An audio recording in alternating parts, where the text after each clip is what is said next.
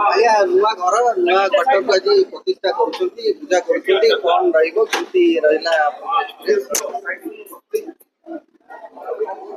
देखंतु ये मो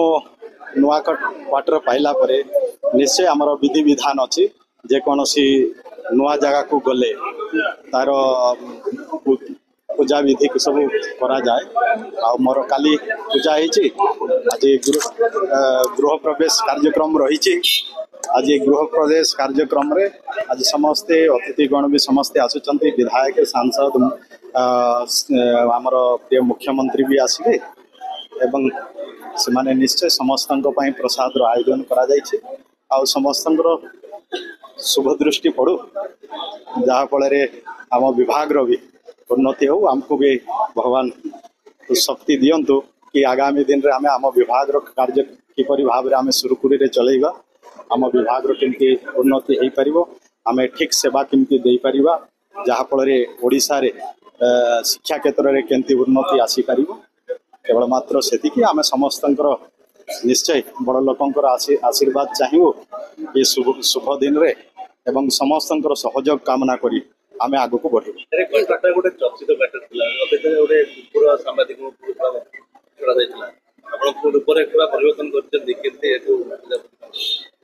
देखु मो गत काली प्राय 10 10:30 रु प्राय 4टा पर्यंत आमर पूजा विधि हो जहाँ भी किसी मोर आशा विश्वास भी रही जे आम ठीक कर्म करूँ ठीक फल भी पाइबू आ भगवान भी निश्चय आमको आशीर्वाद करेंगे आ जहाँ भी हम सब शुभ हम सब मंगल हम समस्त भल हो मो चॉइस करना विभाग मते जो आम क्वार्टर आवश्यक पड़े बहुत लोक आसती मिनिस्टर क्वार्टर गोटे आवश्यक रही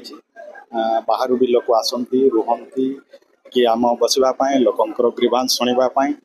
तेणु से दृष्टि आम शीघ्र केमती क्वार्टर मिले समस्त ठीक सुविधा केमती दे पार से दृष्टि आम चिठी करें क्वार्टरटा आमको मिली जहाँ मिलू ताको आम ठीक भाव में केमती सेठी रही ठीक सेवा लोकंर कर कार कौन स्वभाव किए कौन चाहूँगी आमर सेमती ना कहीं कुकुर छाड़ा जे जो मानकर भय थिला कि सांबादिक मिसिले भय अच्छी कि आउ किए मिसिले भय अच्छी से माने कुकुर छाड़ुले डराऊले सब कम से करुले आम पाखे सेमती किसी ना आप जानी जे गत दिन रे सांबादिक मान को भी भाई मान को भी आम लोकसभा भवन भितर प्रवेश करने निषेध थिला किंतु आम सरकार आसु आसु अलाउ करदेला समस्त सांबादिक भाई माने समस्त जाऊँच प्रवेश करें किसी कौन प्रकार कटकणा ना सेमती आमर भी सेमती कटकणा ना कौन कटकणा करूँ आमर डर भय भी ना आम लोक सेवा करवाई आसु लोक सेवा करूँ समस्त सहित मिसबू बास से देखु मो स्कूल ना जोड़ा थी आम बर्तमान ओडिशा रे अनेक महापुरुष अच्छा जो महापुरुष मान अवदान रही ओडिशा गठन हो ओडिशार विकास हो ओडिशा लोकंकर भितर मानसिक परिवर्तन जो मानकर बहुत किसी अवदान रही से भली महापुरुष मान ओडिया अस्मिता कथा आम सरकार कहते तो से दृष्टि भी आज अनेक जो पंच सखा थे जे 5 बंधु थे से ना